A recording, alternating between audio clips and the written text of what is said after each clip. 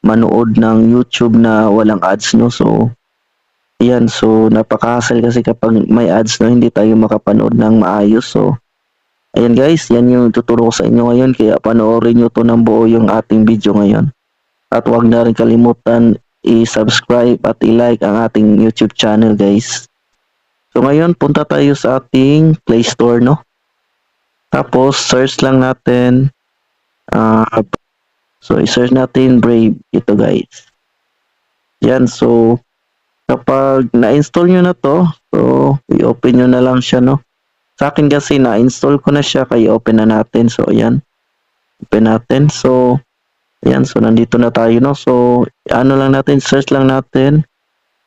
youtube.com. So, ayan. So, manood tayo dito guys, no? Kung meron o wala bang ads. So, ayan. Try natin. So, manood tayo guys, no? For example, ito.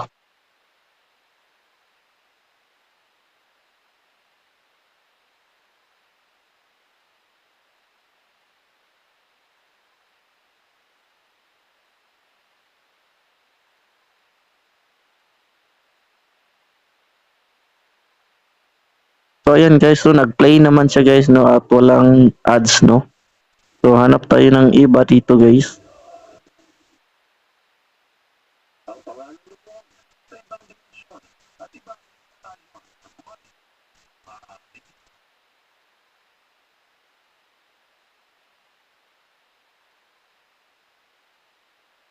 So, ayan. Nag-play naman siya at walang ads nakikita guys, no?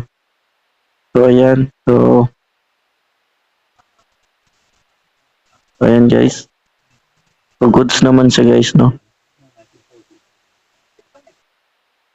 Ayan. So, walang ads guys, no? So, napakadali lang guys, no? So, ayun ang bahala sa gusto nyong videos na panoorin guys. So, ayan. So, hanggang dito na lang ating video guys at maraming salamat.